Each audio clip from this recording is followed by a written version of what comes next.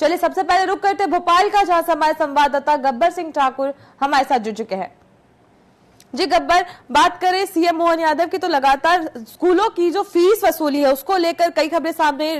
जो स्कूल्स हैं वो मनमानी फीस वसूल रहे, कोरोना के बाद से 5 साल के अंदर मनमानी फीस वसूली की जा रही है। साथ ही नर्सिंग घोटाले मामले को लेकर भी सीएम आज अधिकारियों से बैठक लेंगे, क्या कुछ पूरी जानकारी है इन सभी को लेकर?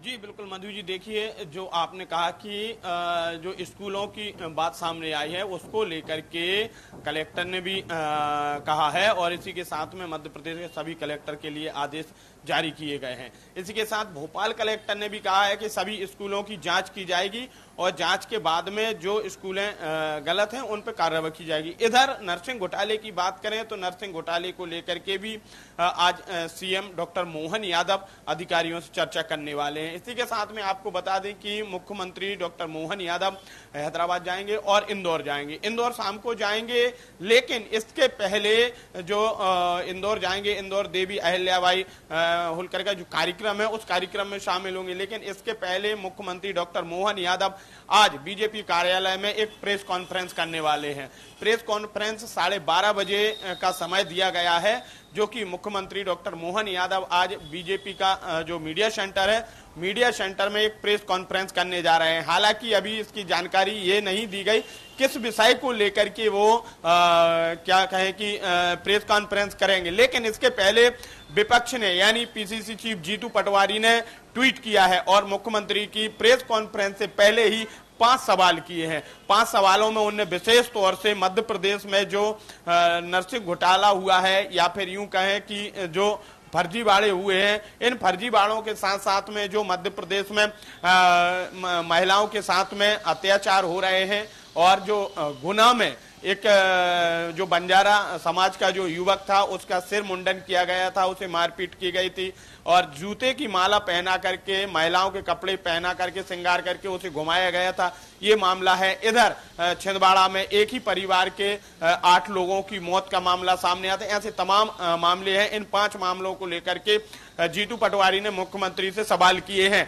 और उन्होंने ये प्रेस कॉन्फ्रेंस से पहले ही सवाल किए हैं। अब देखना यह है कि मुख्यमंत्री उन सवालों के, पीसीसी जीतू पटवारी के सवालों के जवाब अपनी प्रेस कॉन्फ्रेंस में देते हैं या नहीं देते हैं, और देते हैं तो किस तरीके से देते हैं, ये इधर बात है। दूसरी तरफ हम बात करें कि जो चुनाव है, चुनाव का लगभग अब प्रचार समाप्त हो चुका है और इधर राहुल गांधी ने कल ही ट्वीट कर दिया था और ट्वीट करके उन्होंने पूरे देश की जनता का आभार जताया था, अपने कांग्रेस कार्यकर्ताओं का भी आभार जताया था और कहा था इंडिया गठबंधन की सरकार बन रही है, आप चिंता न कीजिए। तो ये जो चुनाव के जो चरण चल रहे थे वो लगभग अब सब खत्म हो चुके हैं, प्रचार भी खत्म हो चुके हैं और अब देरी है तो सिर्फ मतगणना की। मतगणना 4 तारीख को होगी। 4 तारीख को पता चल जाएगा कि देश में किसकी सरकार बन रही है और किसकी सरकार नहीं बन रही है, इंडिया गठबंधन की सरकार बन रही है या फिर बीजेपी की।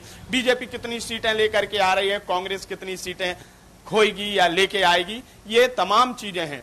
तो इन पर अब लोगों की नजर है। दूसरी तरफ हम बात करें कि मौसम की, तो मौसम का येलो अलर्ट मध्य प्रदेश के कुछ जिलों में जारी किया गया है। इसी के साथ में आपको बता दें कि जिलों के साथ साथ में 2 ऐसे संभाग हैं, संभागों के लिए भी अलर्ट जारी किया गया है, जिसमें आपका ग्वालियर चंबल संभाग है और बुंदेलखंड संभाग है।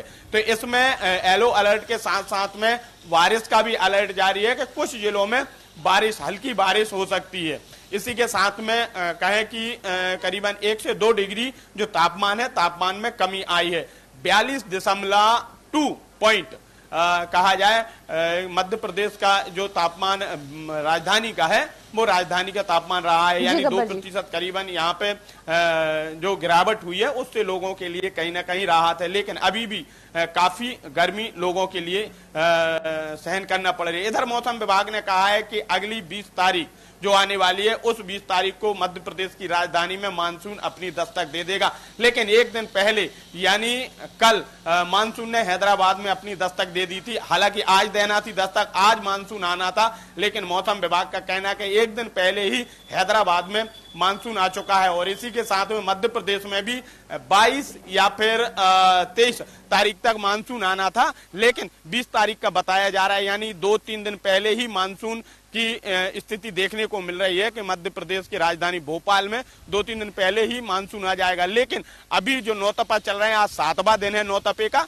अभी 2 से 3 दिन और लोगों के लिए जद्दोजहद करना पड़ेगी। उसके बाद में कहें कि जो तपा है, तपा का कहीं ना कहीं 2-3 दिन असर रहता है, तो लगभग कहा जाए कि 1 सप्ताह अभी लोगों के लिए ऐसी ही भीषण गर्मी से 2-4 होना पड़ेगा। जी मधु, तमाम जानकारियों के लिए आपका बहुत बहुत शुक्रिया गब्बर जी।